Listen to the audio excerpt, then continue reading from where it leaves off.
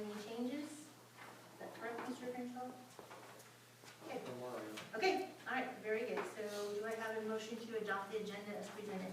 I move to accept the agenda as presented. Thank you, Dina. There's a second? Thank you, John.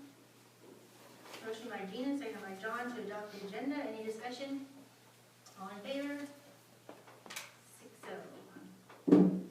And I should make a comment that TJ will be here. He has some business to take care of, but he'll be here in a little bit. So it's good. Okay, delegations, there are none. So moving on along, we have the consent agenda, which includes the minutes of February 8th and the special meeting of February 22nd, the payment of the bills, the treasurer's report, the clerk's report, and we also include typically the County Recreation Commission report, but there's no report for that, so everything else is included in that consent agenda. Do I have a motion to accept the consent agenda? I move we accept the consent. Okay, Gina and David?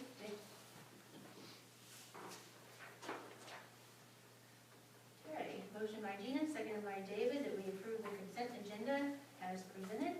Any discussion? All in favor?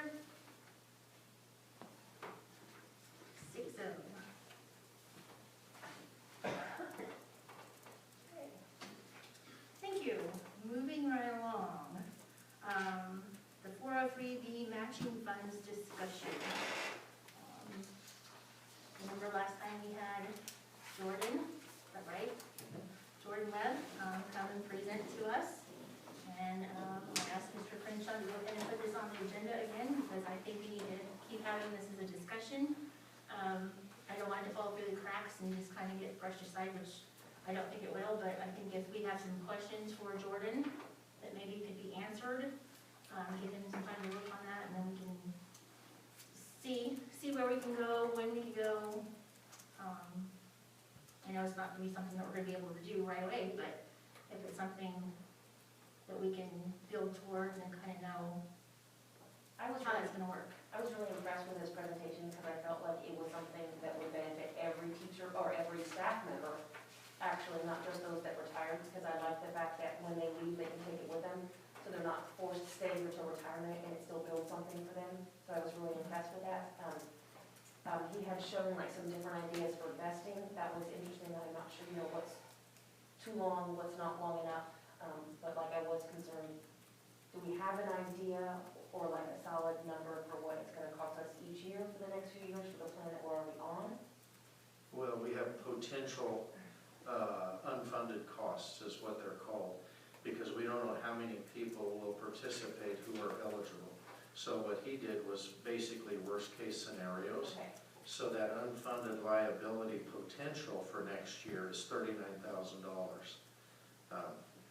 We have no way of knowing what the actual amount will be until we get retirement letters in the spring of next year. So that was just a level of uncertainty that we can't figure on yet. So until then, we really won't know the true numbers for the old plan. That was my understanding from his presentation is we need to kind of see what next year brings to then determine the annual payout, because whatever next year brings will give us an idea. Then we can map out an accurate payout over those next years and see when these two programs can cross. I like the way you broke it into like the 3 different groups, where your people that need to get there faster, people that need a little help in there, and people that will be okay. I don't know how else to define those 3 groups. And I was pleased with that. And I was too, when I appreciated that he explained it that way, and tried to also point out that this would obviously be the most expensive time to try to transition as well, because we don't know what's going to happen between now and then. We can't be funding 2 plans necessarily. Well, and you know this about me, but my commitment is to continue to try to get us in a positive direction financially. And the better I can do that, the faster these two ships can pass. So, you know. Sure.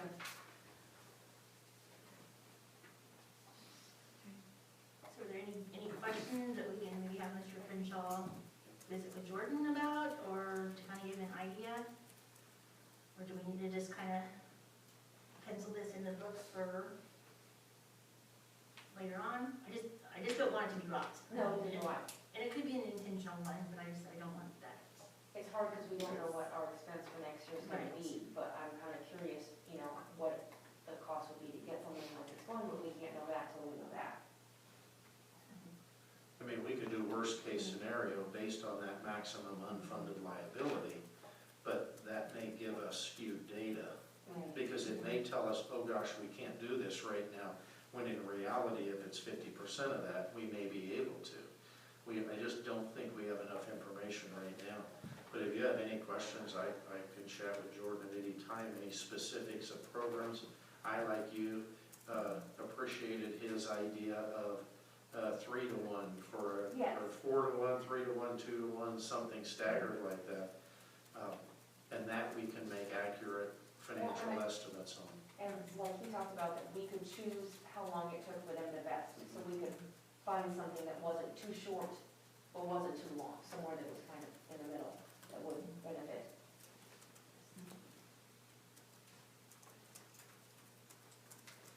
This is a critical discussion to continue for our employees. Oh, yeah. Absolutely.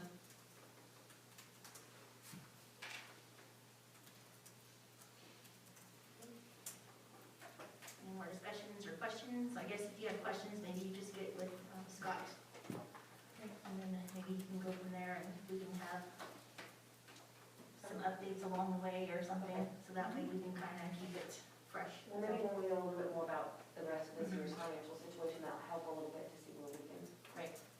Yeah, that is exactly. So, and I also like this new option, just like we said before, it can be budgeted for, where the one that we have now cannot be. I mean, we And can't, that makes it hard when you can't budget we for that. we can't put $10,000 back every year for the current one. So with the new one, it sounds like we would have an option to, we would know exactly what those expenses would be. Yes, So we better so maybe a budget it. real program, a real retirement program for them, a real way for them to plan for their future.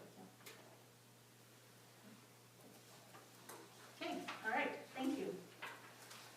All right, next, parents and teachers information. I just wanted to share with you that the co-op is applying for the Parents as Teacher grant currently. And I've been in contact with them. They are not expecting any increase over what we currently are assessed for that program. We're currently assessed $2,277 a month over a 10-month period, so $22,770. I think that this is I don't want to use the word critical again, but it is a really, really valuable tool as we look at kindergarten readiness that can start before preschool. And so I'm excited that they're applying for the grant. I'm excited that it's not going to cost us any more money than what we're currently budgeting for. So just wanted to share that. That's good news. Yes. Okay, any questions? Okay, moving on, Beef to Schools updates. I'd like to address a couple things. We got another beef donated to school for the rest of the year. I think it will finish us out. It's 600 pounds. Had some local people get together to get it. I have a list of the dates for processing for all next fall. I think maybe 2 next fall and then into the spring. I guess I was curious what the best way we could get that out as a, can we make a sheet that anybody could type onto, or that could, like it was uploaded online, people could sign in and sign on to a date? Is there a way we could build that? I guess maybe you're the one I should be asking this to, but it was just somewhere I wanted to go so that we could do that. Also possibly a table at enrollment so that parents, I think we should have a donation option, like if you want to give $10 or something. Not everybody can donate a beef, but I think a lot of people think it's a good program and might donate cash if they could. Yeah, I don't have a cow, but I have some cash. Yes, and so Yes, that's great. if you thought it was good, I just think that might be an option to help with.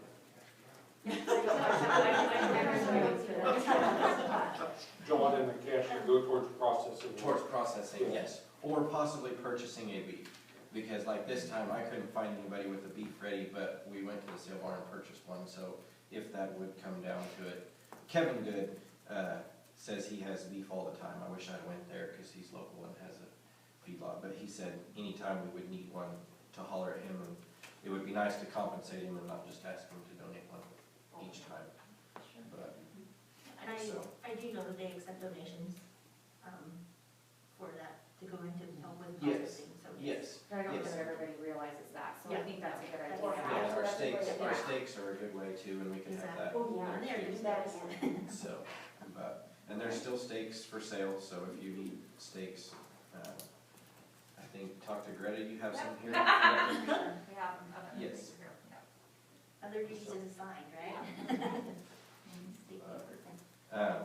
I think that this should get us through to the end of school, and then we have another beef scheduled for May that should get us started into the fall and stuff, so the program should be able to continue working. But those were just a few of the things that I wanted to touch on. So, Okay. Thanks, John. Any more discussion? All right, moving on, ESSER 2. Okay, just give you an update on that.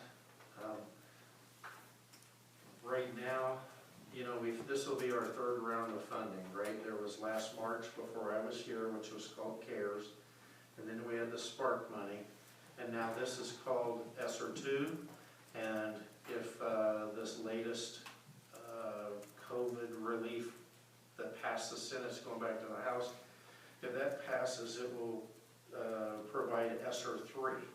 So right now, ESSER 2, it hasn't been available for drawdown yet. The Department of Education has created a task force. It's not an authoritarian organization, but it's a checkpoint. So starting the middle of next week, school districts should get an application plan form on what they're going to use the funds for. There's very strict guidelines. This is not general fund money. This is what has impacted COVID and how is this providing relief. So there's 15 in this particular package, 15 parameters in which you can spend that money. So next week we'll get the application form. It will go to the task force, which will then come back and say they approve it. Then April 1 is currently set as the date for drawdown money on these funds. The task force, like I said, it's not a yes or no. It's kind of a checkpoint. They are saying that they're not letting these trillions of dollars go without follow-up audits. So I think what it's going to do is give us a buffer, should we be audited, that we can say, we sent it to the task force, it was approved there, and it just gives us, I think, more backing for what we're going to use it for. So that's the update. Applications out next week. Drawdown, if they keep the schedule, April 1, to be able to utilize funds. What kinds of things are we thinking? Or is that one we're talking about, like, Critical curriculum? things to me is student needs. So immediately, Mrs. Schmidt has been diligently reviewing curriculum, and I think you still have more coming. Every day we get more. Yep, I shared at the parent meeting for transportation. Our curriculum ranges from 7 years old to 34 years old. So that's the shop class, like the blueprint reading books and things. They are decades old, and a lot of curriculum is in that 15-year-old range. So the immediate needs that I see on student success is to get an effective, aligned curriculum that's aligned with state standards, but also vertically aligned with expectations for the next grade school. or the next grade. I preach to the administrators and even the district leadership team. Every grade is a prep school for the next grade. And if they leave a grade and enter the next grade and have not been educated to the level that they need to be, then we're failing those kids. And I think once we get effective curriculum in place, we get scope and sequence in place, and we have administrators that can hold them accountable, hold teachers accountable, not in a bad way, but just fidelity to the curriculum, so that we get accurate data on student achievement. And another thing that's important to get is an assessment tool for progress monitoring. And the DLT watched a presentation on a software called FastBridge, and everyone was really excited about it. So those are the first expenses right out the chute, is to take care of kids' needs. Very good. Thank you.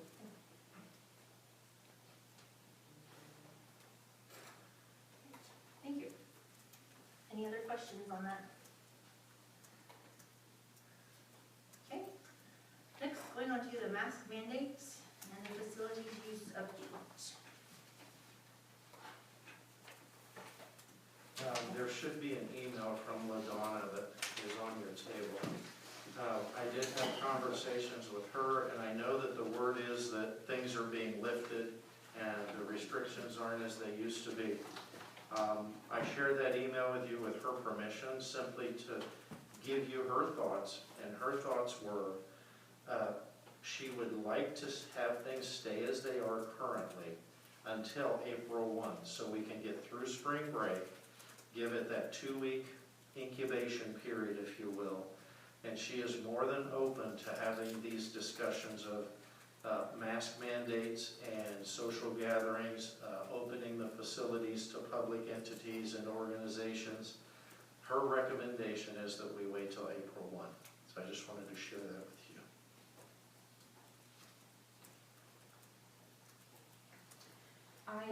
I feel like our numbers have been at 0, or I think maybe just this last week, or it was about a week ago, we had one positive case. I think we're moving into a time where we should heavily consider doing away with masks, making it optional, stressing the recommendation that LaDonna has made, but put it back to a parental decision on what they want their kids to be doing. I would agree with that.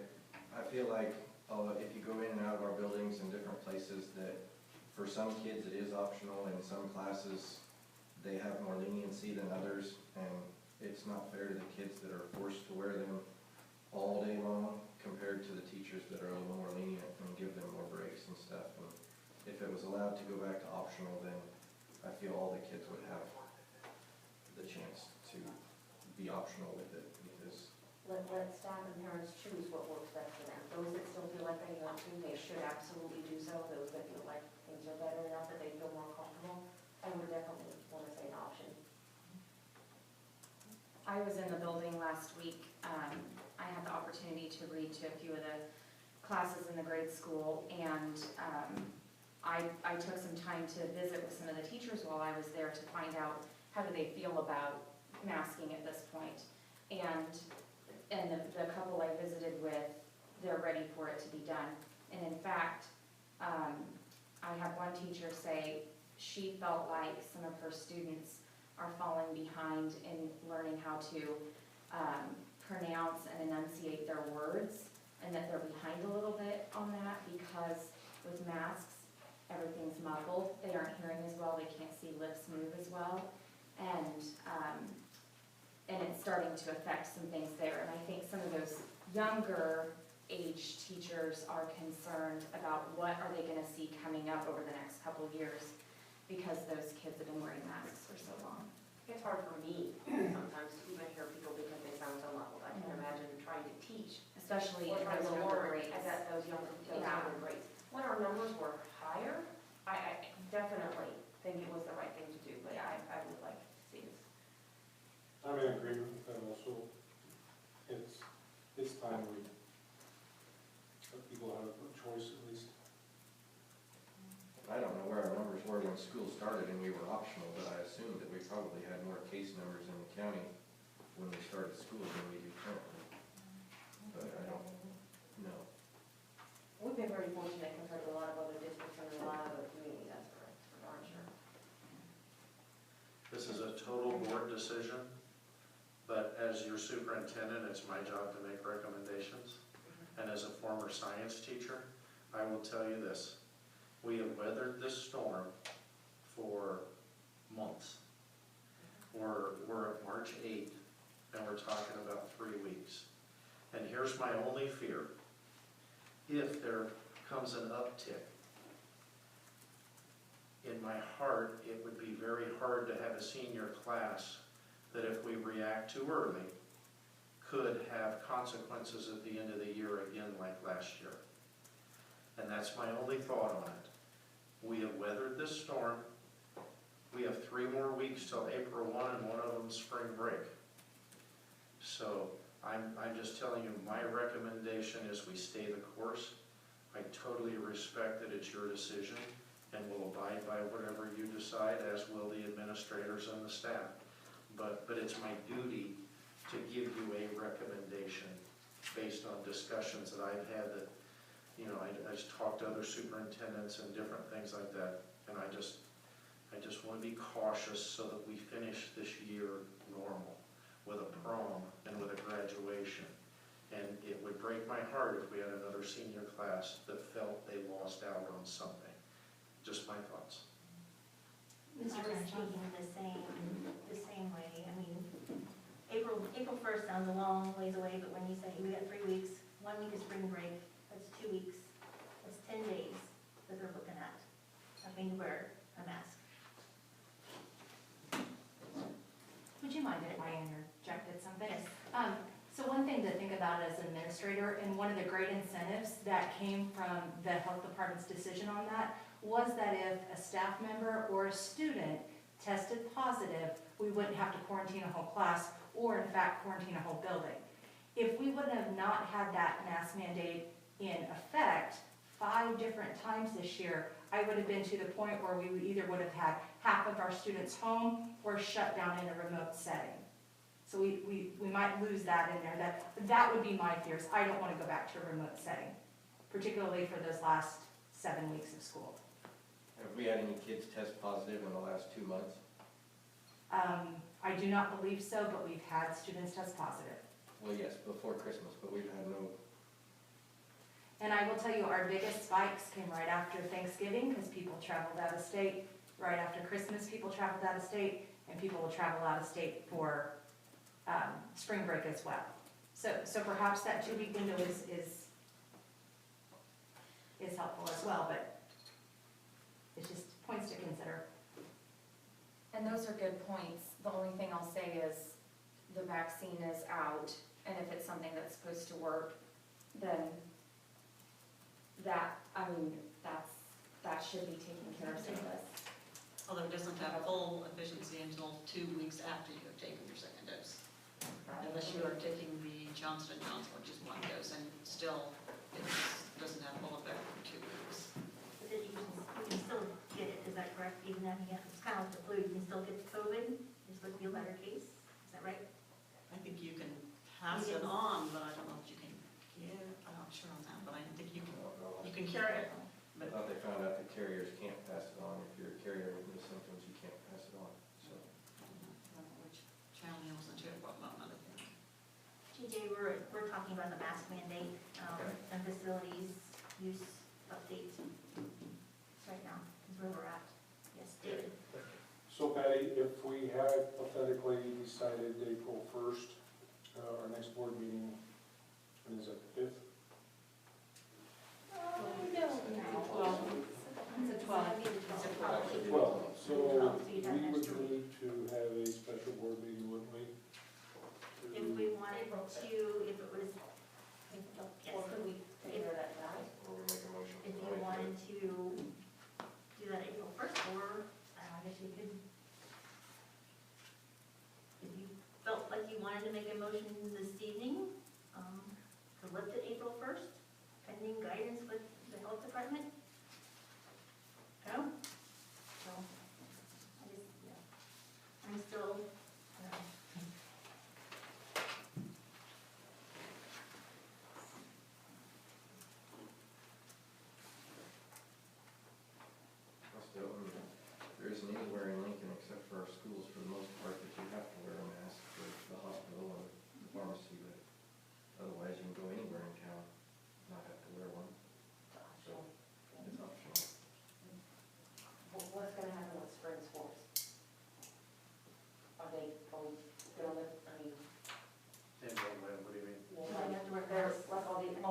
bystander policies and all, Yeah. is all that gonna go away?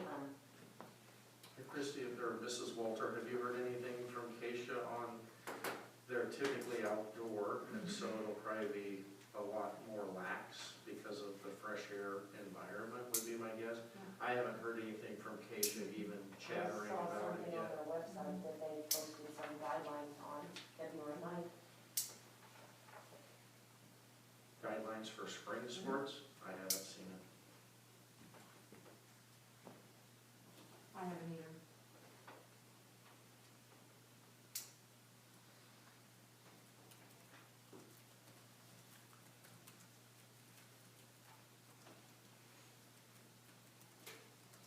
Well, go ahead. Yeah, David. Patty, I would say if we need a special meeting, April 1st, 2nd, whatever, we can make the decision at that time. Okay, thank you, David.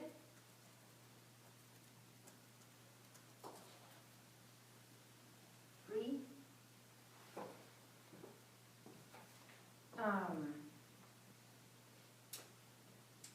I mean, I'm ready for it to be an optional situation now. I understand what the concern is, that are we gonna have people coming back and potentially be shutting down classrooms? I see that, but I also think we're moving into a different time right now.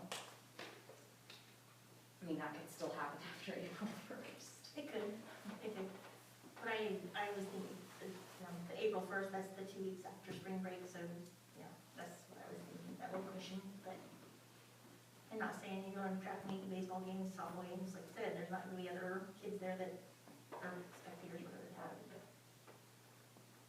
I'm just trying to get a general consensus of the board here. I'm okay waiting until April 1st to make the decision. John? I think it should be optional, but I would make a motion that on April 1st, we move to optional masks.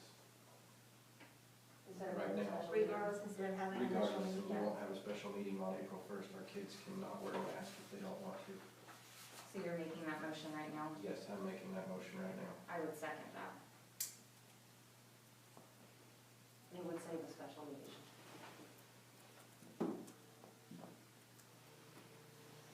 I guess we need to have a discussion on that one here.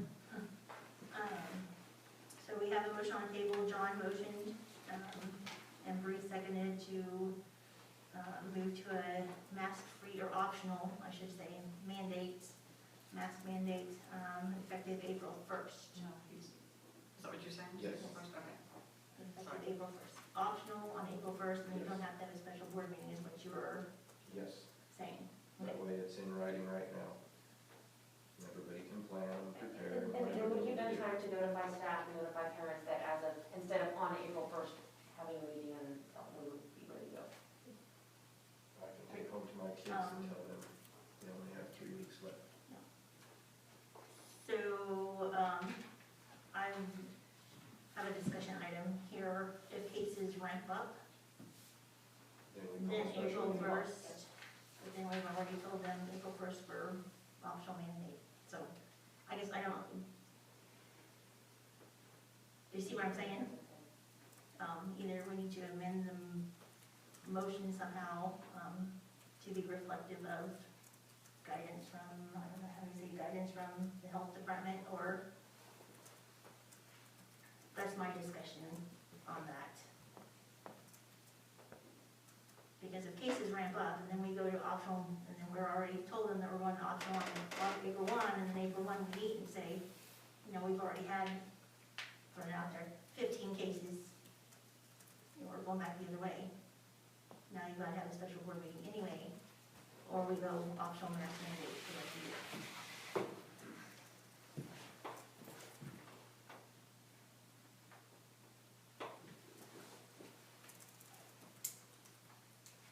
That clear as mud? That might come out I well. understand, your concern is what if we do it tonight and then in 2 weeks we have a report? I understand. Yeah. It makes sense. You're saying we can do it, he can make the motion, making that motion is fine, but that should perhaps has to be something in it saying, unless there's, If the situation changes. there's, I mean, if something comes up, can't we just call a special meeting and discuss it further?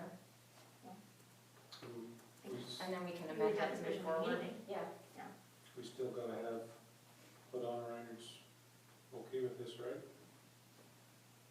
I She just- it said it was she just has her- the guidance. It's just- so- It's just guidance, for guidance. I think we could move to go optional tonight, and I don't know that she would be, she may not be the happiest person in the world, but It's she ultimately can't tell our us that we decision. can't go optional. TJ? Well, I'm still at the standpoint as a healthcare provider that we need to follow the guidelines of our healthcare provider. I mean, that's, I'd rather have the option of an additional board meeting. We'll make a determination upon the case where we stand there, because it's gonna be 2 weeks after, the 14 days after spring break. So I'm still firm on that, because I see the other side of it. And I I'll think work that you with do. the other side of it, so. And yes, we are reducing cases, we don't hardly have any in Lincoln, it's reducing everywhere, and I'm glad to see that, but I hate to jump the gun, and then suddenly we have I know in Europe, they got a 4th wave of that new, Great Britain virus. So I know my home country, for example, right now, they're shut down completely, the borders are shut. So, and that's the 4th wave of COVID. I know we had the vaccine here, but how many have taken the vaccine? How many are opting not to take the vaccine? We don't know. So, personally, I would think that, like they see what the outcome is in a special board meeting in 1st of April, depending on what the outcome is. Okay. So the motion on the table is that John, motion second, Bree seconded to move to a optional mask mandate as of April 1st. Is that correct? Yeah, I can withdraw that motion. I'll withdraw it. I can do that, right? Yeah. I'll withdraw that and make a new motion that we have a special meeting March 31st to decide. I don't know if that conflicts with anybody's church night on Wednesday night. Because if you have it early enough in the evening, I have it at 5. We could even do a morning meeting.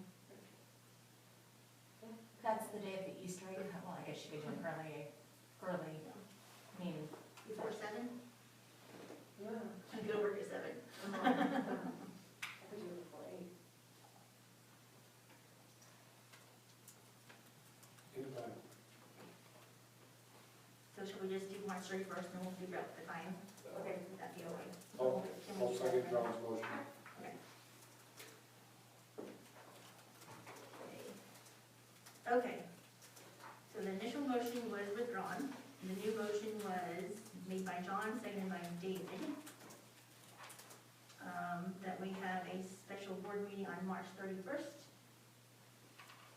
to discuss the current COVID cases and figure out the mask mandates that could or could not take effect on April 1st. Yes. Is that correct?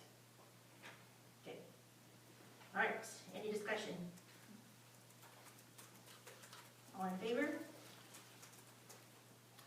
7-0. Okay, thank you. Motion for discussion of facilities used by outside entities at the same time. Oh, A different motion, it's a different topic. it is. Okay, so we'll just make that another topic, thank you. Facilities use. So we need a motion to Okay, discuss so that. that one was the mask mandate, so now we need to discuss the facility use, for allowing people to use it. Or Outside, not, or, pardon me, outside entities, outside entities. sports groups, what shoot-arounds. What's the concern with shoot-arounds or anything, if we open that up right now, what would be the biggest concern? Staff would have to go on there and disinfect after they use it, do their spray Okay, after it's used, they go in there and, so after And all April that, 1st, are so- we still gonna have to do that every time somebody comes in and uses it, or? classified under best practices. I think the outside usage was more of containing our facilities and not having control over, I mean, it almost sounds like we're building walls around our communities, but to maintain control of who's coming into the facility, whether it's some family member from Colorado and, hey, let's go to the gym or the weight room or whatever else. The whole basis for that recommendation from KSDE was to isolate the quantity and, what do I want to say, geographical origin of people that would be using facilities. Again, it's a board decision. Yeah, I guess I'm just curious, the rec and everything's been going on at Sylvan, whether they've been expending extra time to sanitize, or whether they've just been okay with it, or. Extra. They were, yes. I mean, if somebody came in and played basketball, if we didn't provide basketballs, I guess I'm not sure what all you have access to when you come in the gym, but if you bring your own ball and play and leave, but. It's the hallway and then the locker rooms and the gym can be. The locker rooms are accessible, yeah, because the doors are. It's that wing, you know. Yes, yes. Well, I know that right now the rec is using, Sylvan's facilities, but they will have some things coming up in the future that it would be nice if they could use the Lincoln facilities for. So they aren't having to constantly go over to outside, Sylvan. but they'll still have some stuff that I'm sure they would appreciate being able to now have a second choice for where they pull their activities.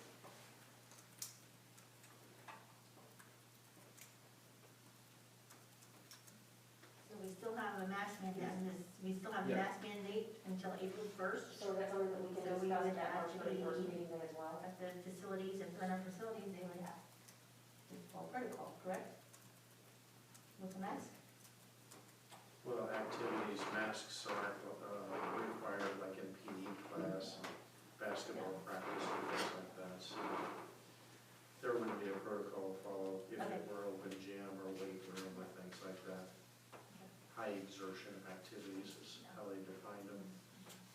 Well, I wouldn't be able to do it with the mask on. I never really talk with them. I would just like to see us move to a point that we can get the buildings opened up for community access and for rec usage. They're going over to Sylvan for everything, and they aren't having problems, and this is based more in Lincoln, so it'd be nice to be able to work with them a little bit for rec.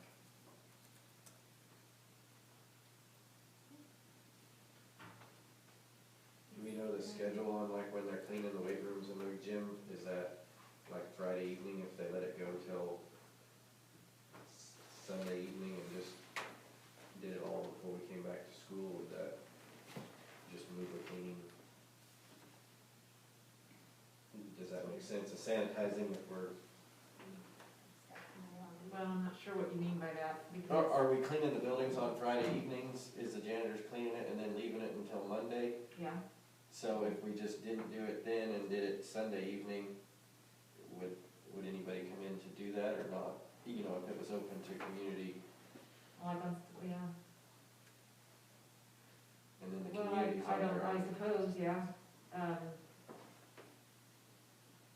I mean, there's people using it Saturday and Sunday, where in between there's not gonna be any disinfecting or any cleaning. Yeah, it's kind of at your own risk. Right, but- I suppose if that's something that I ask them to do, they will do it. It was just a question. Yeah, yeah.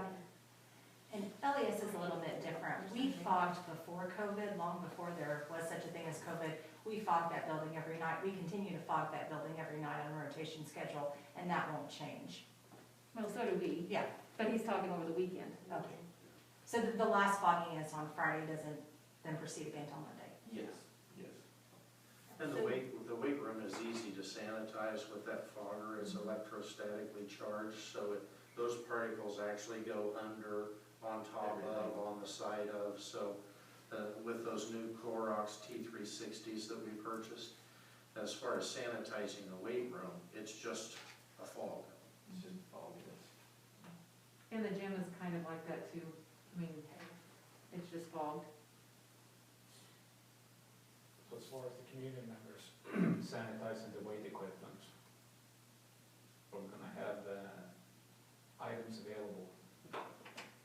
Because Well, in a perfect world, it'd be like a gym you pay for, where they have a towel and a spray bottle, and you spray the bench down when you're done, and yeah. if you don't, the other customers, make sure you know you should have.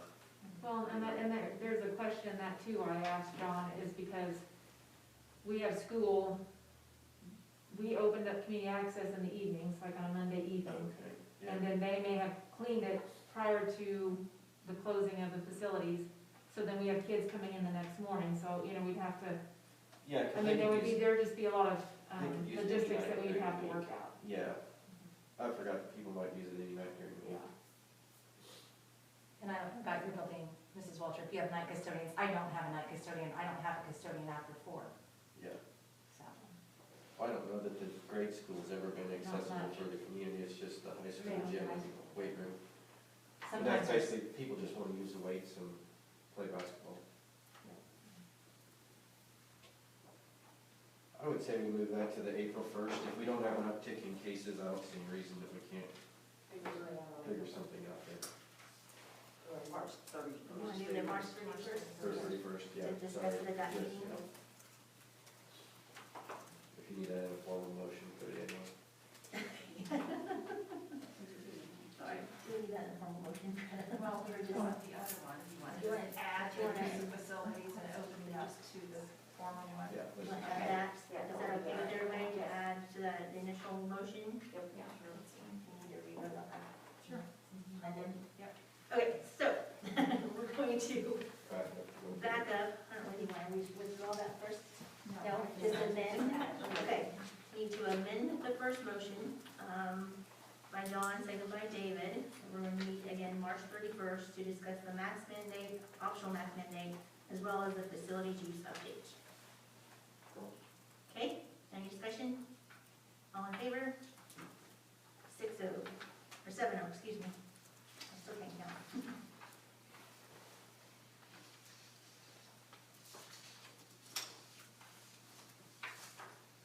Okay. All right. Moving right along. I have one more quick question. This kind of goes, I guess, back to the facilities use. What's the plan for prom next month? No. I mean, is our school having prom? Yeah. Okay, I just haven't heard anything and people have been asking, so I didn't know. I was gonna talk about that on my report. Do you want me to talk about it now? Not If we just, I'll talk about it when I do my report, yeah. yeah, Okay. that'd be fine. Thank you, Mrs. Walter. Okay, bus contracts, was in your packet, addendum number 1. I'll let Mr. Crenshaw kind of review that. As we were looking at the transportation issue, as you all know, we had 2 parent meetings where they could come and have input. I thought those were greatly successful, and I thought we got great input, and I thought that we gained some respect in the eyes of the community to bring this issue forward and let them have discussions. On my end, I have spent numerous hours on analyzing not only our financial situation, but also the financial situation of surrounding districts. And at the second board meeting, or the second parent meeting, I was able to share with several surrounding districts their actual transportation costs. And the long story brought really short is, and I told the parents this on the last meeting, I said, you're gonna hear this straight from me on what my recommendation is gonna be to the board, so that nobody is surprised on anything that might come out of the board meeting. My recommendation is that we re-sign that 3-year lease with DS Bus Lines. And here's my reasonings for that. We simply do not have the funds to go into the bus business right now. That's first and foremost. Secondly, if we did get into the bus business, they're providing us buses that are 3 years old or newer. we would be buying 20-year-old buses with unknown costs, unknown repairs. And this is no time to have financial surprises for this district. DS Bus Line provides a service that is a fixed cost that I can prepare a budget around. And those unknown costs could hang us out to dry. The parent transportation was discussed. It wasn't supported, and I respect that. That's why we had the meeting, to see what the community and the parents were willing to do. So once that was off the table, we were really down to only one financially wise choice, and that is to go with DS Bus Lines. I would like to make it very clear to anybody who's concerned about this. I have renegotiated the price with them, and I've renegotiated the lease life with them. So the first year it starts out at $23,000 a month. It was this year it's $26,000 a month. So we have significant savings there, and the contract is reduced from a 5-year contract to a 3-year contract with 2 one-year options following the end of that 3-year contract. I feel that they are working with us. I've been open and honest with them. They've been open and honest with me. I feel we've been very transparent and honest with the community. But my recommendation is to maintain some sense of continuance. We continue to get our financial house in order and revisit the issue in 3 years. Is this bigger bus the one you kind of talked about possibly helping out on a route? That, and I'm discussing with their Vice President of Operations, possibly even a larger capacity for that east route.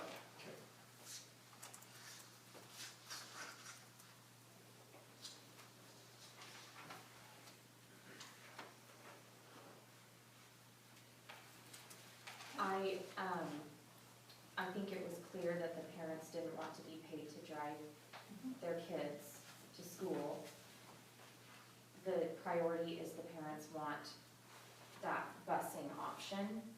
And as you said, we can't afford to go into owning our own buses right now because of not knowing what we're getting into. So it would make sense that we stick with DS Bus Lines. You've negotiated it down to this 3-year contract, a lesser monthly cost, and it's a service that we need and our parents are saying they want. Yeah. They need it. Yeah. We just have some families that are just bringing their kids, we would lose their kids. Yeah. I can respect that. I will, I'm not second it, but I agree with Mr. Crenshaw. I think the meetings were very good meetings. We should do more of that. I think it was great, we're going to them. Here's what we're looking at, here's the issues, here's the information. And then, I think they were appreciative. I'm gonna say he did have a question from an individual saying, why did we decide? His recommendation was to go with the Bus Lines, and just like he said, it was like busing the students or the parent transportation was clearly a no by the parents, and this was our best option, and I feel like those that were there were in agreement. So. Felt like there was a lot of good input, even on other topics, but because I thought it is a discussion about some other ideas and some other issues besides just the busing. There was a lot of parents with a lot of great input and great ideas. It was Yep. very worthwhile. Very worthwhile meetings. We have those every month. Do they only operate in Kansas, or are they all over? Oh, I don't know the answer to that question. Pretty certain they're all It says they run 980 buses, so. They own so many companies, concrete companies, charter bus companies, school bus companies. It is a conglomerate. Yeah. Okay. 980 buses is a lot of buses. I wish we had a better option, but I do see that. Well, and I shared, even though not all board members were there, because we couldn't all be there, I shared that this particular price for transportation is not out of range of what other districts who have their own buses are spending on transportation. I was very surprised by that. And I checked with 6 different districts in the surrounding area and talked to every single superintendent or transportation director for that district on the phone. So I had actual expense numbers from KSDE's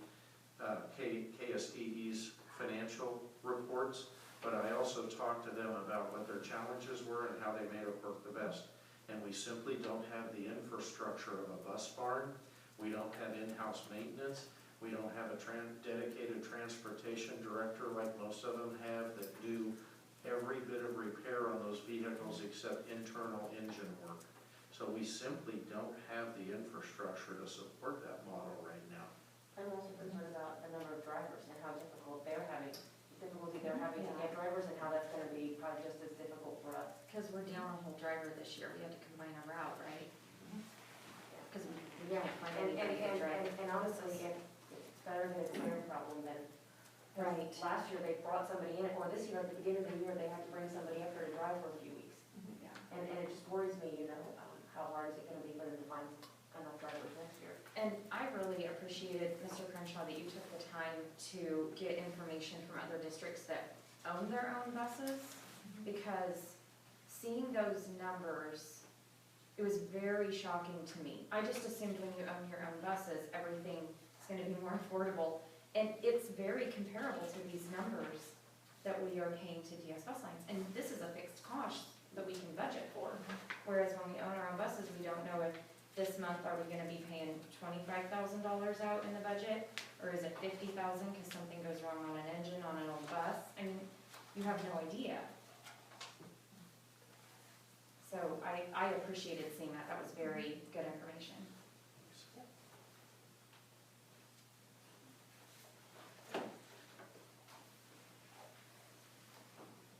Okay. So do I have a motion about this bus lines? I move we go with the bus lines with what Mr. Crenshaw mentioned for his recommendations. Okay, a second. Okay, thank you, David, thank you, Gina. Motion by David, second by Gina, the USD 298 Board of Education enter into a contract with DS Bus Lines per the contract provided in Addendum 1. Any discussion? All in favor? 7-0. Thank you. Early release schedule. I think we've discussed this the last 2 board meetings. I know we did the very last one, and I told you I'd be coming back asking for this to be an action item. As we've talked about curriculum, and we've talked about KISA, and as we've talked about MTSS, I've explained as best I could the model of an early release Wednesday, which would allow for teacher collaboration, for MTSS strategizing, and for professional development for our staff. What I am asking is approval for next year to move to the early release model on Wednesdays. It would be every Wednesday of the year. It would be 1 hour before the end of the school day, and school schedules would modify their times, either a shortened period day or just alter what they would do at the elementary school to allow for those times. With that approval, the administrators will build schedules next year based on those parameters. Our KISA starts next year, again, our 5-year cycle. And so this kind of time will be critical, I think, to collaboration on new curriculum, to that KISA process, and to get a very effective support system in place through MTSS. Question on that, if you release an hour early every week, Monday, every week, we're required to have 1,176 hours or 17 or whatever that is. Will that allow time? I mean, that's Well, if we can call it professional development time, those days can count, 50% of that hour counts as student seat time. I don't know what the state's going to do. They've allowed us to take some PD time this spring and count it as 100% student contact time instead of the 0.5 that they had done in the past. Next year, our calendar student contact days increase from 168 this year to 171 next year, which I'm excited because I think that's a move in the right direction. I never look to minimize student contact days. So the answer to that question would be, with the buffer we have this year at 168 days, we had 1,176 hours on the calendar, and we're required to have 1,116. So if we add those additional days, once they build the schedule, I can do a count. And if we need to extend 3 to 5 minutes a day, but I don't anticipate that being necessary at this point. Okay.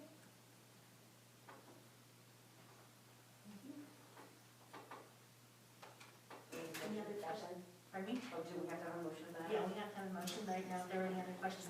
Another question, can you refresh my memory on how sports practices would be handled with that hour off early? Well, the coaches will be expected to participate as needed in the early release because it is for student academic issues. So in the districts that I've been in that have an early release, typically practice waits until the normal time, and students would wait for that. The buses run early, the athletes go warm up, change clothes. If a coach isn't needed for a particular activity, you know, my last school, coaches sometimes would just be like, "Do you need me?" It's like, "No, you can go ahead and start practice early." But I don't want to sound like a grumpy old man, but We would need supervision of some sort, wouldn't we? well, I would just say in the districts that I've participated in this, no, school is over at that time. But if the kids were gonna stay around, I think it's a question, if they were gonna stick around from 2:30 to 3:30 for practice, if they're gonna stay there, or would they be required to leave? Is Our that your kids- question? our If they're kids stay staying there, around. what do they do with them? Is that? That's my Okay. that's my question, is just the logistics of how it works and who's in charge. I would say if at the junior high level there needed to be some supervision, we could see if there would be staff that would supervise that hour.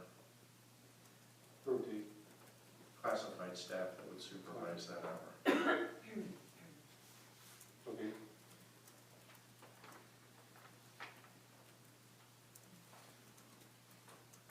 You said this would be mandatory for the Staff.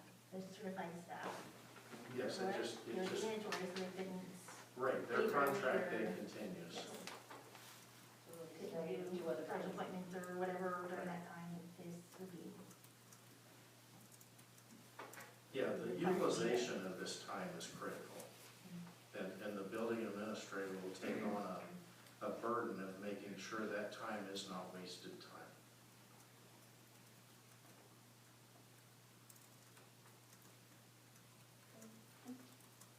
Right. Any more discussion, any more questions, Mr. Crenshaw? Okay, we need a motion to approve or disapprove? I move we approve the early release schedule for a 1 hour early every Wednesday for the 21-22 school year. Is that what we need? Okay, I'll second that. okay. Three short votes. Faster, John, faster. All right, motion by Deb, seconded by TJ, the USB 298 Board of Education approve the early release schedule for MTSS time for collaboration next year on Wednesdays, of the 21-22 school year. Any discussion? All in favor?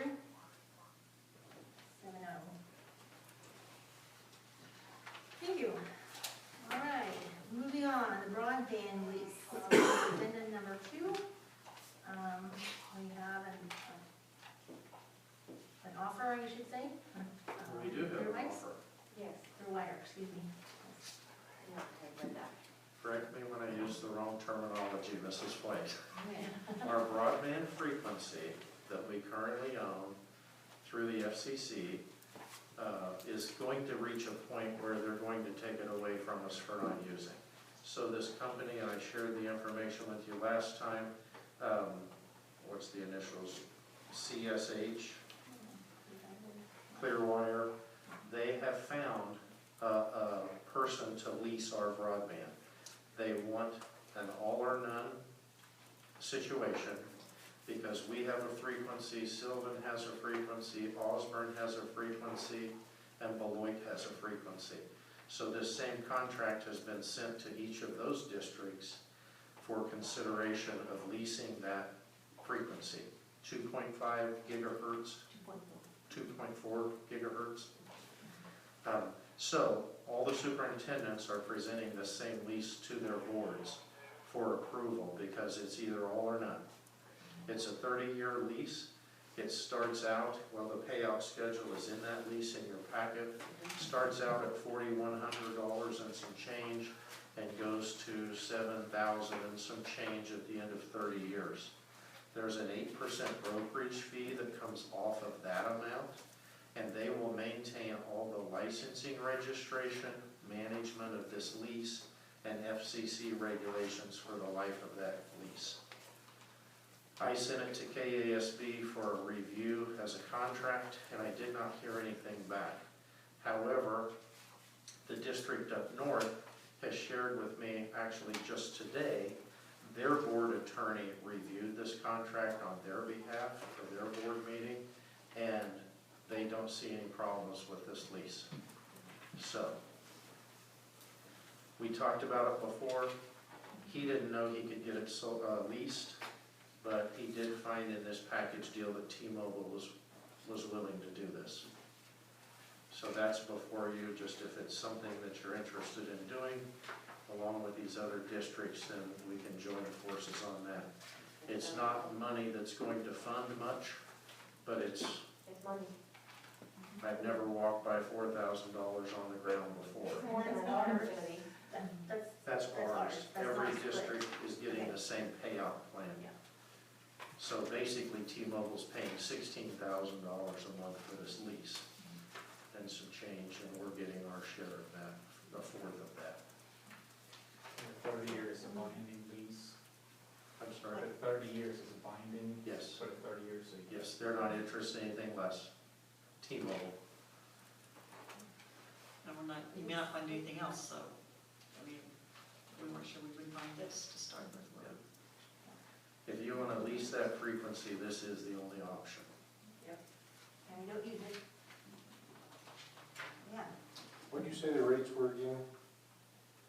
The rates of payment, they are on page 12. It's way at the end. Page 12.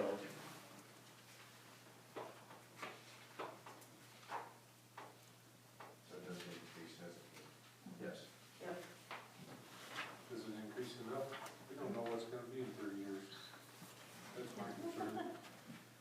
And all I know is what it's been the last how many years? Brenda, What? how many years have we had that frequency? A long time. I So it's don't been know. worth nothing for a decade. That was before me, because Lowell Veneta managed it, so it's back when they gave the schools that educational broadband, and that's been a long time. So it's before I was here, and I've been here 21 years, so.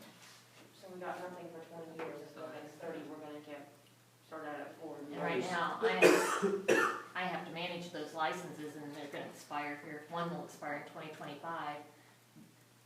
They're gonna help me maintain that. what's the cost? I used to have low. but- Yeah. What's the cost of the license?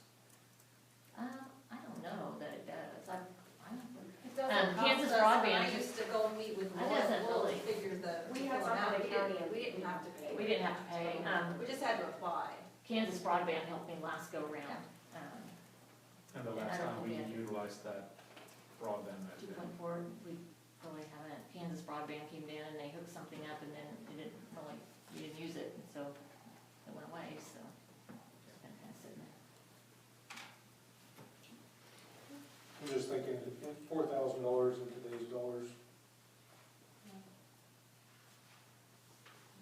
we don't use it or sell it, lease it, we're gonna lose it. I know, Nothing. Yeah. and I agree, but, we, along with all the rest of the boards, might really be kicking ourselves in 10, 15 years, went so cheap, so to speak. Or we could be kicking ourselves so we didn't take it. Either way. Yeah, one way or the other, you might end up kicking yourself. But I know how expenses have changed here in the last 2 years. Right.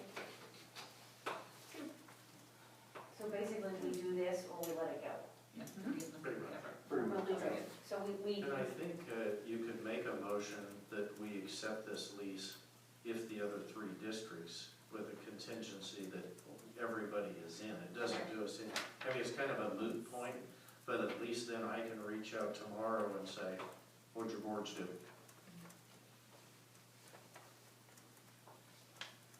I can say if one of them do not agree, Yeah, then we're out of they're that. out right away.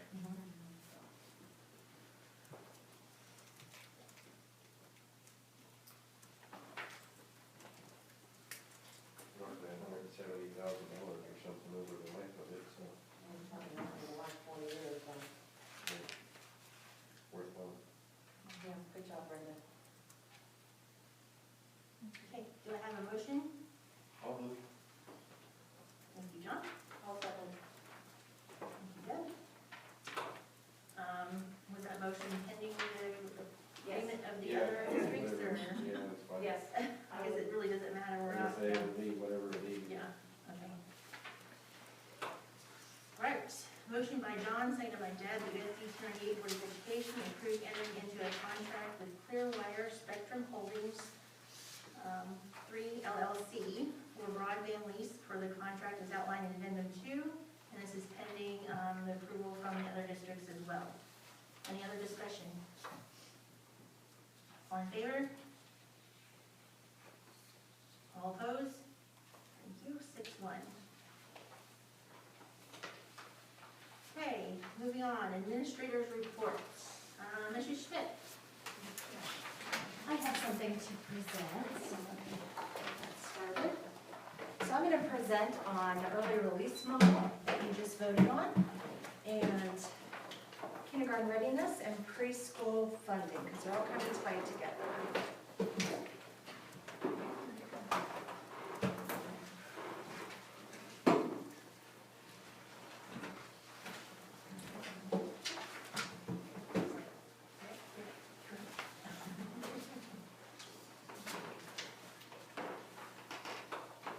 So in my board report, I talked about a different topic very quickly. The lot that is adjacent to the kindergarten building on the east side. As we get into the spring post-grad grant cycle, and there's also a grant cycle coming up in the fall, I just didn't know if anybody had any ideas on what you'd like to see come of that lot, because we're looking at it as we go into that grant cycle.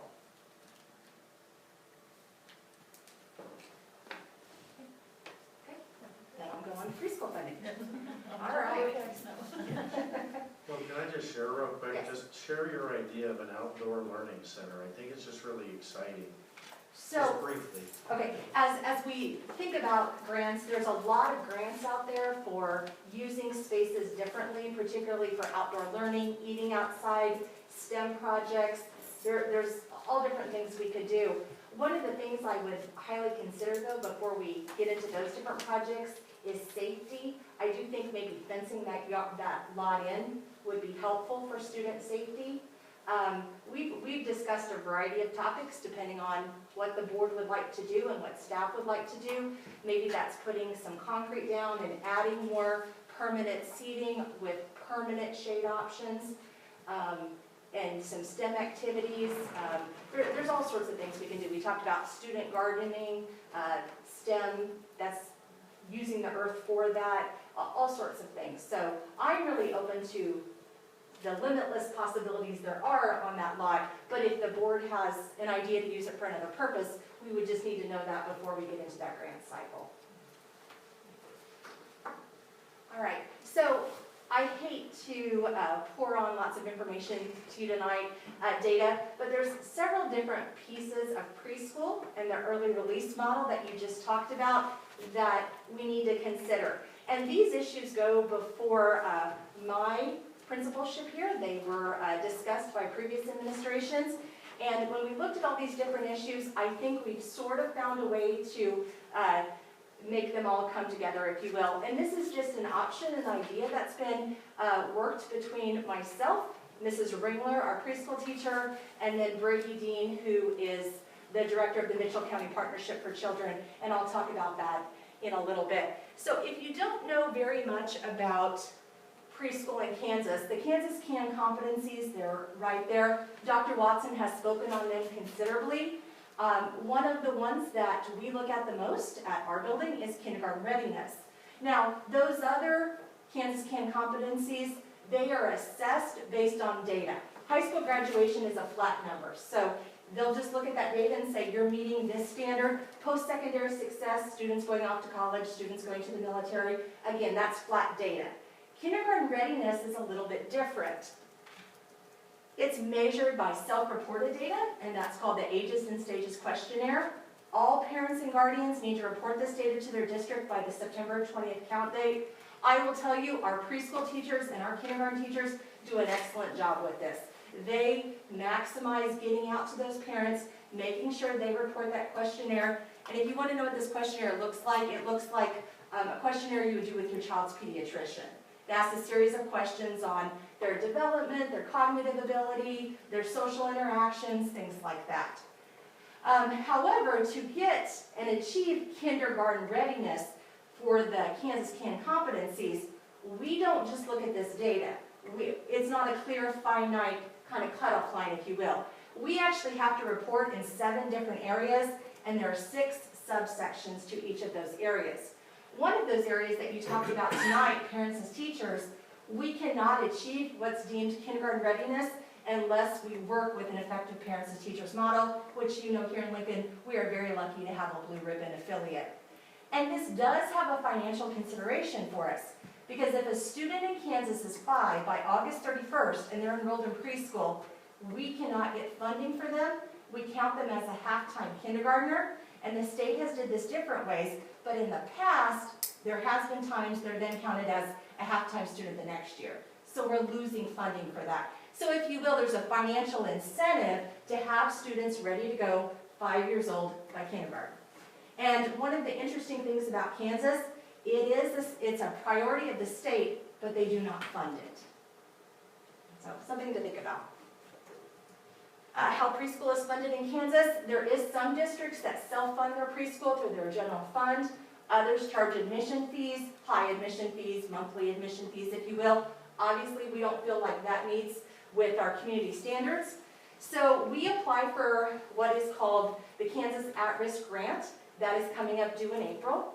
And for that, our district receives money for each 4-year-old student that is deemed at risk. Now, what's an at-risk student? An at-risk student is a student that meets certain demographic data, or they're not making sufficient progress in academic areas. We only get half-time funding for those students. And if they're transported both ways via our bus system, we do get 1% of a transportation weighting.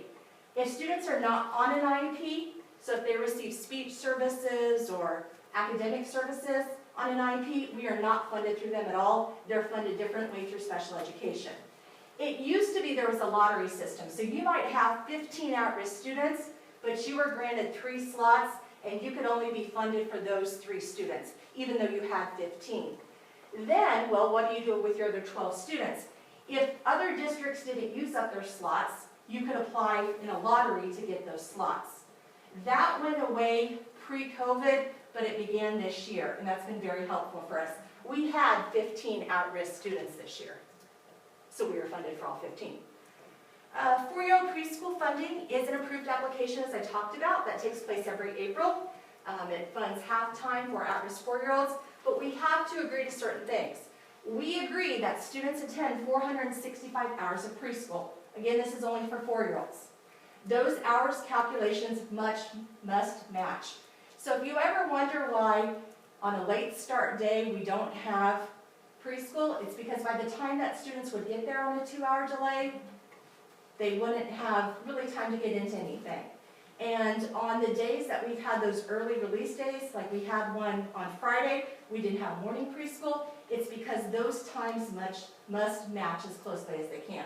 So your morning session has to go almost as much as what your afternoon session does. We have to attest this to the state to receive this money. And there must be a teacher-student ratio of 1 to 10. That's actually an adult-to-student ratio. With the MCPC that we work with, that ratio is lower. At this time, it says 20 students or less. One of the other things that we have to assure that we're going to do to receive this funding is that we work with what's called the Local Interagency Coordinating Council. And we do work with one of those programs, and that's the Mitchell County Partnership for Children, often called the MCPC if you hear that language. Now, they don't provide us any funds. What they provide us is an early childhood block grant, and it provides trained early childhood specialists. We have a school readiness specialist, we have a behavior specialist, social workers, all sorts of people coming in to work with children to get them ready to go for preschool. It also provides our assessment tools. One of the things that we have to do to get this halftime funding is we have to assess all children. They take what's called the MIGDs. We don't pay for that. That's provided through this. It also provides professional development for our USD 298 preschool teacher. Usually once a month she is gone at meetings and we provide a sub for her. The MCPC, the Mitchell County Partnership for Children, has recommended for years that we have some type of 3-year-old preschool model. Special education services also factor into preschool, and a lot of times people don't know this.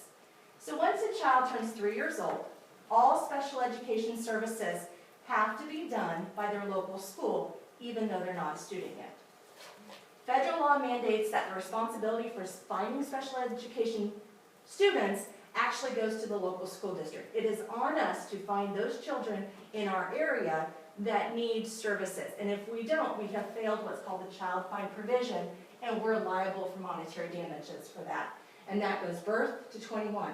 And as I said, the day that a student turns 3, they are no longer served in-house or with some other type of agency. The school district has to provide those special education services. If you're ever by the grade school, you will see young children coming into that building all the time for speech services, occupational therapy services, physical therapy, etc. So USD 298 is the only school in the special education cooperative that doesn't have a preschool model either. And they have recommended that we have for several years. So when we talked about the early dismissal model of giving out that 1 hour early on Wednesdays, one of the things that does is it affects that 465 hours of required preschool, particularly in the afternoon. So Mrs. Ringler and I had been talking and trying to think about how could we get that 3-year-old model of preschool that we need, particularly to serve our special ed kids and our at-risk kids, but still I have to dismiss school an hour early every Wednesday. How do we get those 465 hours in? So what we came up with when we first started talking about this way back when I started 18 months ago, there was an idea. Sylvan runs a similar model. They have 4-year-olds go Monday through Thursday, and then their 3-year-olds come in on Friday. Well, as we started thinking about we're going to have to take off an hour each Wednesday, I got the idea, why don't we move preschool for 4-year-olds, which we have to have a certain amount of hours for, to Monday, Tuesday, Thursday, and Friday. We'd add 20 to 25 minutes onto their day. And then on Wednesday mornings only, we would have a 3-year-old preschool, and that would consist of our special education students that we do have to serve, what we call for preset services, and then that would also serve our at-risk students. If there's other openings available, then we could open it up to other children as well.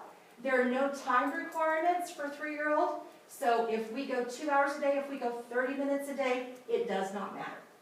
The state doesn't fund it anyway. However, at this point, they're indicating they will have transportation funding. So those 3-year-olds could ride the school bus, which in a lot of districts is a model. They would do their preset services, and then kindergarten, and then preschool services, and then they would go home near lunchtime. And that would meet our special education child find provision. So lots of different pieces to this wheel, but this was the idea that we came up with. So I'd just like to know if there's board support and feedback, because we could always go back and try to find find a different solution.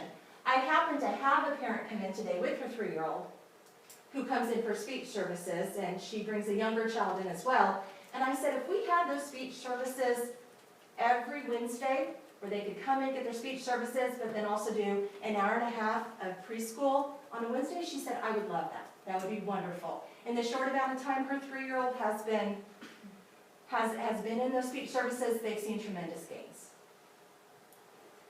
And I will tell you, one of the few things that is certain in education, every dollar, every amount of time, every amount of money and time spent with personnel in early childhood will almost always pay off in 2 or 3 times.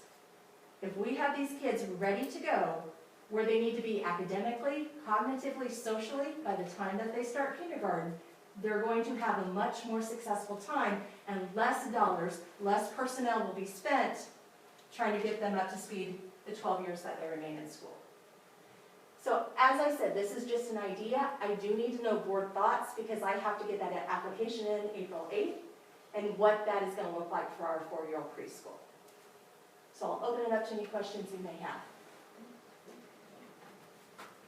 Is this, 3-year-old, is that something Mrs. Ringler Yes. do? So we're not looking at Yes. the current staff? So the question is, one of the reasons we haven't had 3-year-old preschool is we'd have to hire another staff member and we'd need another space. And Mrs. Ringler has said she's advocated for 16 years that we have some type of 3-year-old program. But because of those financial considerations and the logistics of it, it could never work out. So she is in favor of this model. Now, this will change her day a little bit. She will no longer have the planned period during the day, but in the afternoon, she'll have 4 hours of planned period and time for home visits, etc. And she will still receive a 30-minute duty-free lunch period. And she would still get her 45 minutes, instead of planned period? 'cause she On has 4 Wednesday hours afternoons. Wednesday afternoons? So it'd just be all lumped together instead of Yes. daily? So she doesn't have to be in the, Well, for a SIP process, okay, so for an MTSS SIP process, she doesn't really because that model's different for preschool, and that's done with those professionals that I talked about that come out with Mitchell County Partnership for Children. So she would still be doing that, but that's probably happening that Wednesday afternoon, if at other times when those professionals are there. They run their own MTSS process. So the 3-year-olds would theoretically ride the bus in the morning? Yes. And would we need additional people on the bus for those little munchkins?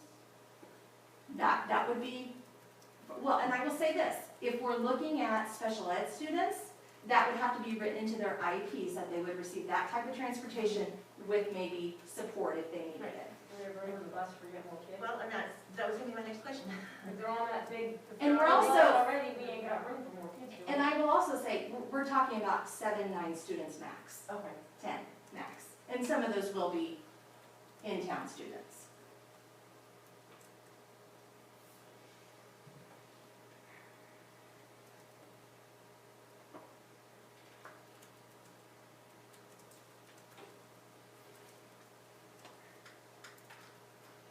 seems reasonable to me.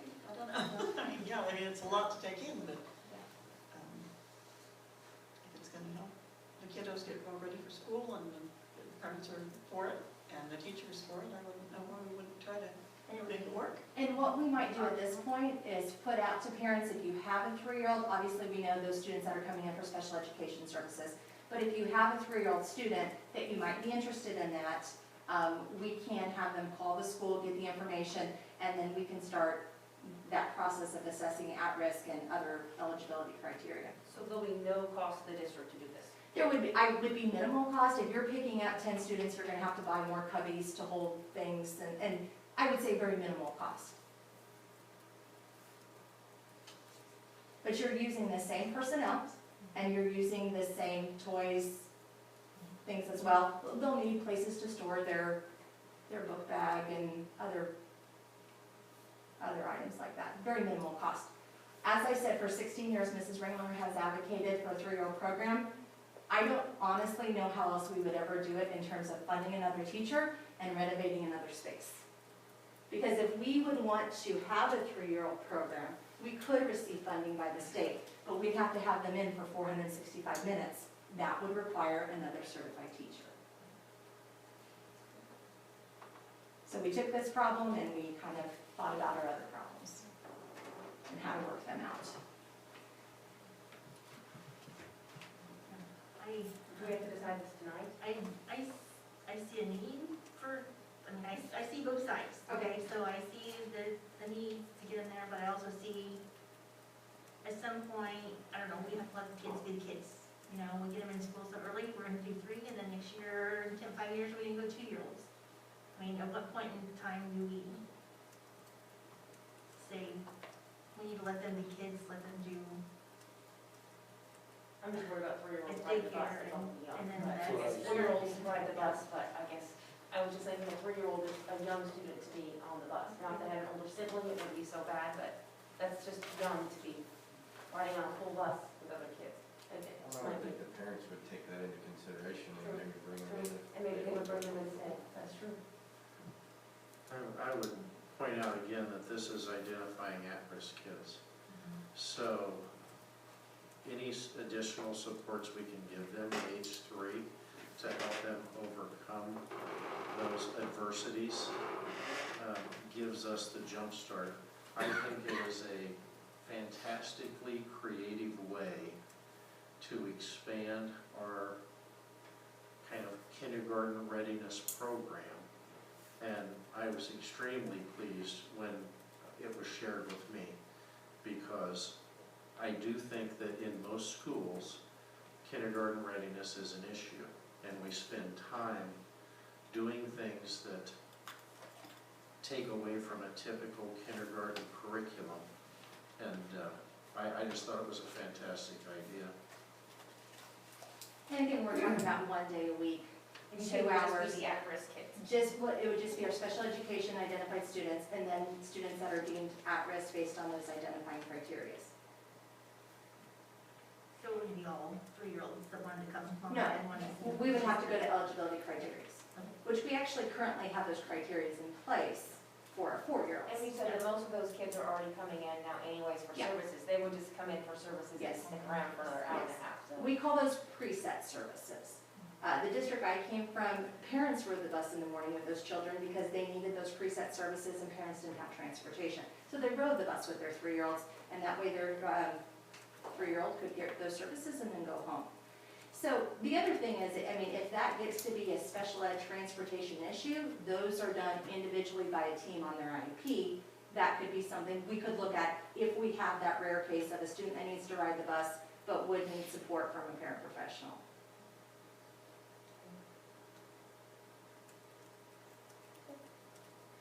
And I'm not saying this is the model we have to go with. Like I said, we were looking at one problem, which was early release, and the other problem, which is no special ed at-risk preschool for 3-year-olds. If we don't do this, we do need to come up with some creative reason for the early dismissal model, because I'm gonna shave off an hour 4-year-old preschool, and we're gonna have to make up those minutes somewhere. Regardless. And as I said, the afternoon class has to balance out as much as it can with the morning class. That's kind of a dress for officials, all of it. Sylvan's ran a model like this. They do Monday, Thursday, and then Friday for their 3-year-olds. But they don't go into the NCPC. We are a part of the NCPC, which is a wonderful service for us.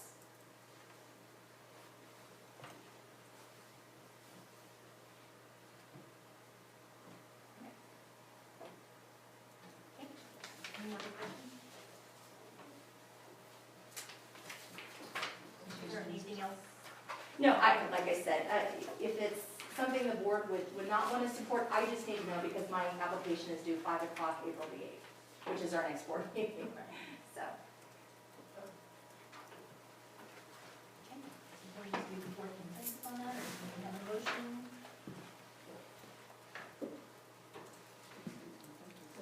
I don't think, basically, it's a change of the schedule. The 3-year-olds that are just entering and exiting the building on an ongoing basis, it's just a shift of time. It's not, it looks like it's a new program, but it's a consolidation of all of those services onto one Wednesday instead of ins and outs all the time. So I don't think I think it's it's a consensus thought of, let's build that model out. I don't think it is a major change in services. It's an expansion maybe. Okay. David? Oh, I'm from the government, I'm here to help you, I like that. Good night.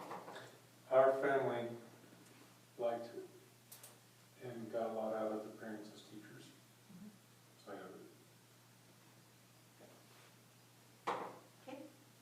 Thank you. Bree? I Oh, don't sorry. know, I don't know where I stand on it, just. And just a reminder, parents as teachers stops at 3. They can't go after 3. That's where this would fill that need And from fill 3 the to gap 4. between the 3 and 4. Yes. Okay. Bree? I like this model, and I think it's a creative way to look at restructuring this. And it's interesting to me that Mrs. Ringler's been interested in trying to do something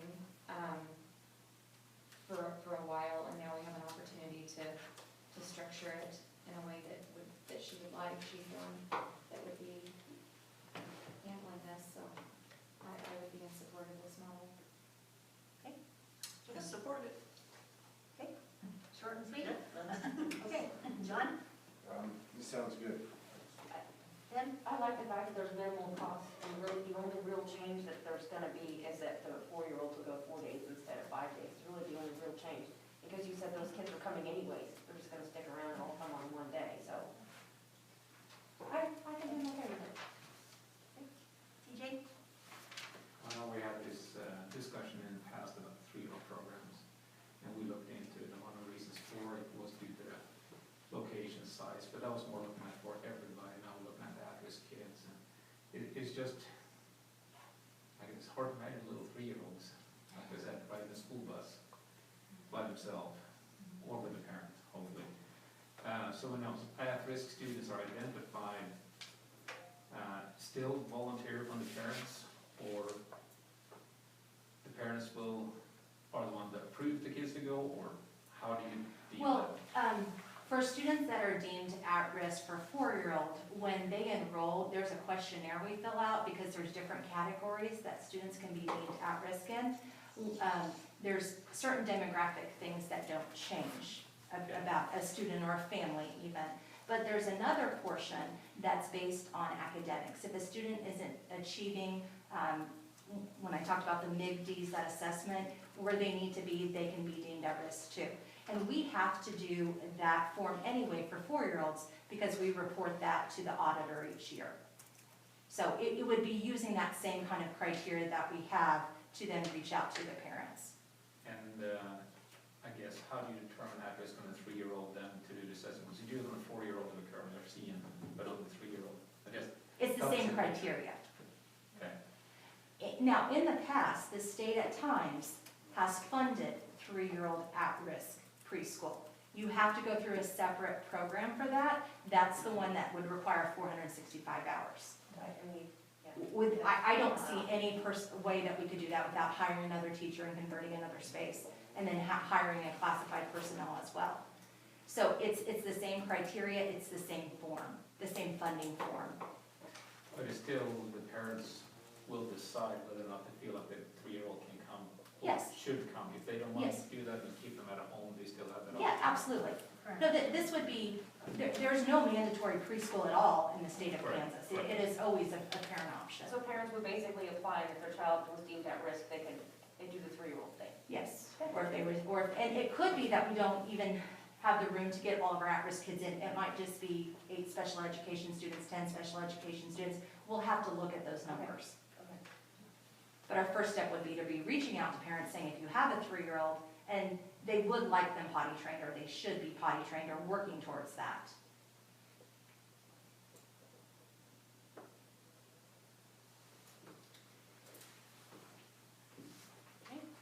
You know, there's a lot of kids in need, and there's a lot of need out there, and I think we need to help in any way we can. I guess I just like to think about things. Not to make a hasty decision. So Let me ask you is this this pending question. on, sorry, go ahead. That's it. They Denise, if you go ahead and apply for this, is that a level of commitment? No, but, well, like I said, regardless of whether we decide this program or not, we have to figure something else out for early release and 4-year-olds. When you apply, it's not that you're applying, you're just agreeing to certain assurances. One of those things that I would have to agree for and attest to is that our 4-year-olds would go to 465 hours each year of preschool. So whether, and it states in the application, whether that's Monday and Tuesday, whether that's Monday through Friday, it doesn't matter. I just have to attest that they'll have 465 hours of preschool. So they would meet that 465 by the Monday, Tuesday, Thursday, Friday? Yes. So even if we didn't. By adding do 20 to 25 Thursday, minutes on. Even if we didn't do anything on Wednesday with the 3-year-olds, then, I mean, you still do Monday, Tuesday, Thursday, Friday with Yes. the 4-year-olds, and then Mrs. Ringer could have. And if we did that and decided don't do anything at all with 3-year-olds, I would suggest we do Monday, Tuesday, Wednesday, Thursday, Friday would be her day to do something else. Well, that would, yeah. Well, no, Just that 4 days. would, no, I take that back, because that's gonna interfere with our Wednesday, that's why we got out of Wednesday. It would have to still be Wednesday, and she'd still get her plan time that Yes, day. yes. And then have to do something else. And you still add the 20 to 25 minutes to the other days. Yes, we'd have to. But for the board to have time to consider, you could go ahead and go through the process, and then the decision could be made later. Yes. And since we're the only district in the entire MCPC and in the special ed cooperative that doesn't have a 3-year-old model, in the month till our next board meeting, would you like me to get more information on their preschools? I spent a lot of time on the phone with Mr. Steckline, who's the elementary principal at Sylvan, and he was sharing their 3-year-old model that they've had for a couple years now. So I can gather more information if that would be helpful.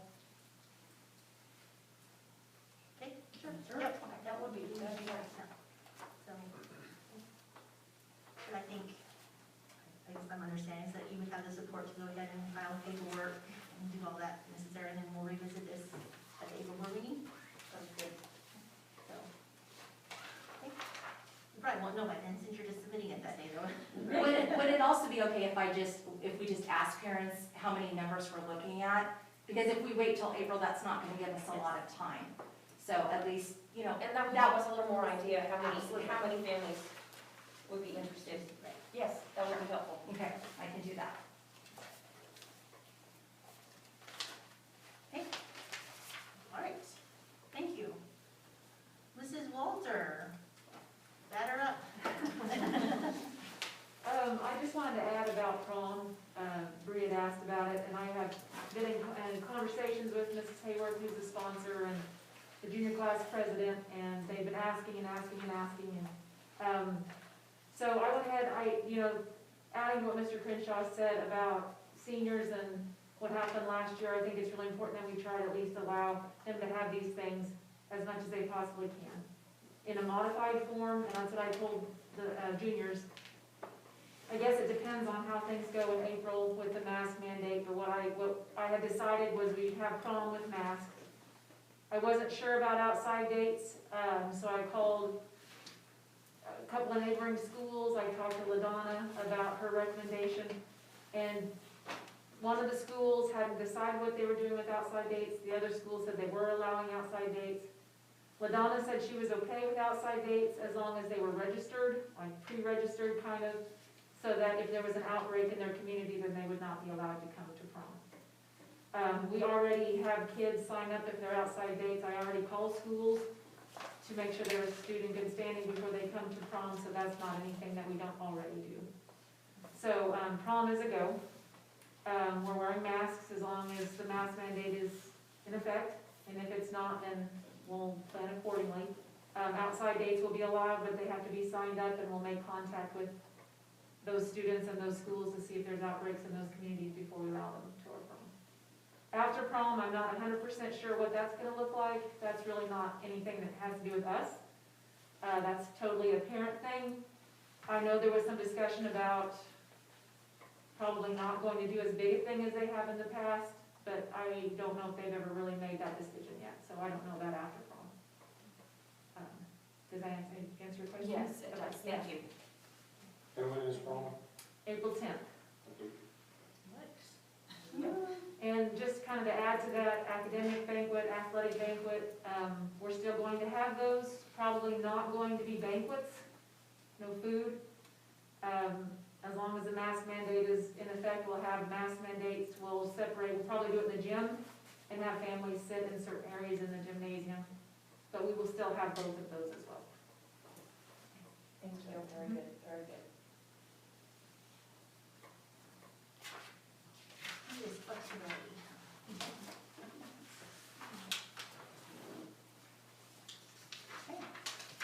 Thank you.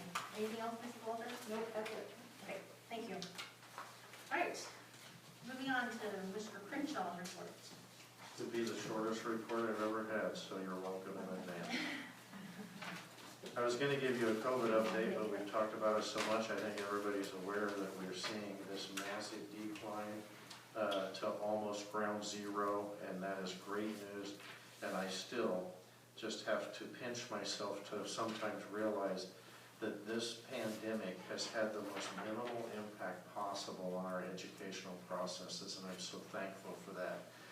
But I also think, based on some of the attendance data that Mrs. Schmidt has sent to me, that we have that success on the backs of a lot of hardworking people, our custodians who have diligently taken care of buildings, and our teachers who have diligently helped with sanitation and just taking care of kids, so fantastic. Second, a few months ago, and I'll blame this on COVID fog because I didn't even remember it, I guess I applied for a grant through the Patterson Family Foundation. I received an email that we had been awarded that grant, so I'm excited to say that we have a $3,150 grant. It does technically need to be used for COVID impact issues in the district, but that was a pleasant surprise, and it's always a fun conversation when I call them and say, who applied for this? And they say, you did. And I'm like, I know, I was just seeing if you knew that. The strategic plan survey, I know I sent that out to the staff and to the board. It has now been sent out to the community, so we're gathering data on that. It does have those classifications, parent, business owner, community member, staff member, etc. So we will be able to analyze data and put together some valuable information to share with you as we as we make our bullseyes known.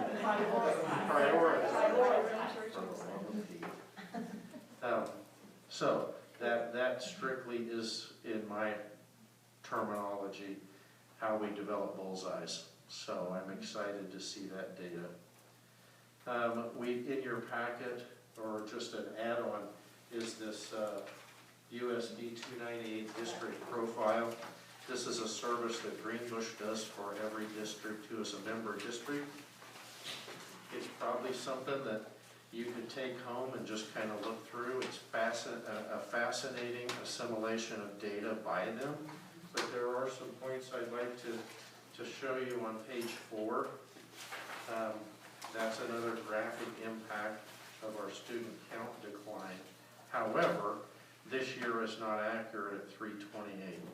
So the last time I checked, we were about 314 for 2021. On page 6, these are just little nuggets that I picked up. On page 6 at the bottom of the page, the ACT scores are rather concerning when compared to the state average and that drop. On page 8, we start looking at assessment data, and the blue column and the red column, those are not good columns.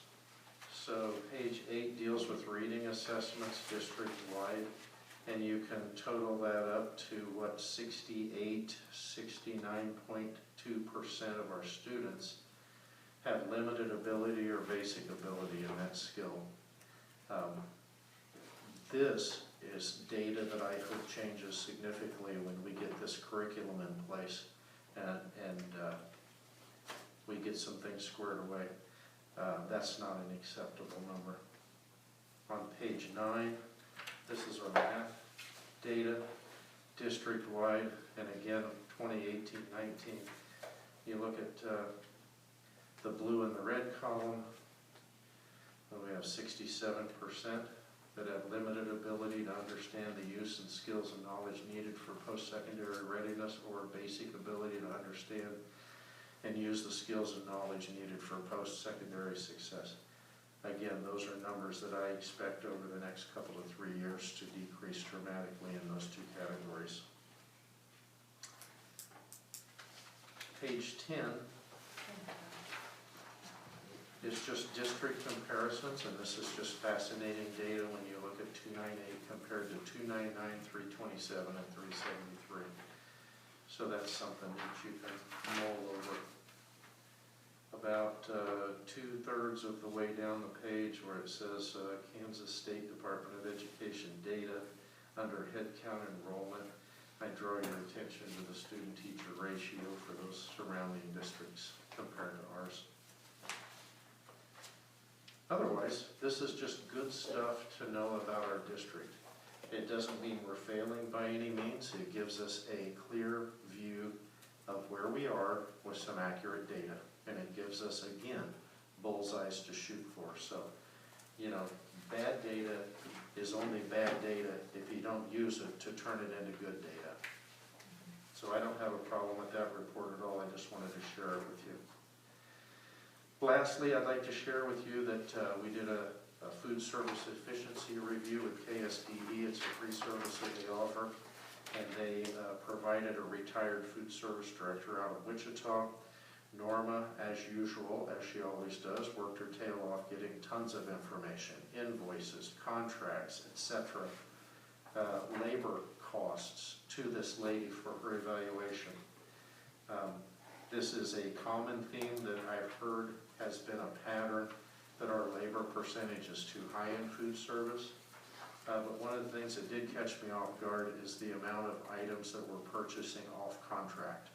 So some items we're paying 2 times the price because we're not buying it on our Greenbush bid list through EVCO. It's being purchased through Cisco. So I have addressed that with our kitchen manager, and we talked about it in my admin meeting so that we can not make foolish purchases. And there better be a good justification why we're not buying off of a reduced bid list through Greenbush. So that's some interesting stuff. We continue to look at different scenarios where we might have some sort of a modified central kitchen model for next year. That might incur some expenses that I may have to pull out of gifts and grants, or if we have some capital outlay left over. But we do need to look at some efficiencies in that. We're very fortunate, and I'm happy to report so far this year we have not transferred any money from the general fund into food service. And last year we actually had to transfer $44,000 to get it to break even. Now, that's not because it's better managed right now. Our labor percentages are still high and we're making purchases we shouldn't be making, but that's a result of the increased reimbursements that's being allowed for food service right now. And the fact that we were able to run food service over the summer, which will expire June 30 unless the FDA extends that program. So things are looking up. We have not transferred money over there, and that makes me a happy fellow. That's all I have. Okay, thank you. Any questions for Mr. Henshaw?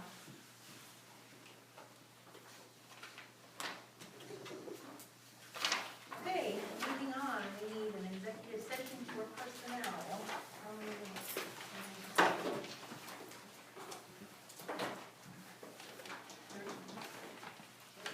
30 minutes. Thank you, TJ. Second. Thank you, David. Motion by TJ, second by David, that USD 298 Board of Education go into executive session at 8:52 for 30 minutes with the superintendent for the purpose of discussing personnel matters with non-elected personnel. The board return to open meeting at 9:22 in the Board of Education conference room. The executive session is required to protect the privacy of non-elected personnel exempt under COMA. Exempt under COMA. There we go. Any discussion? All in favor? 7-0.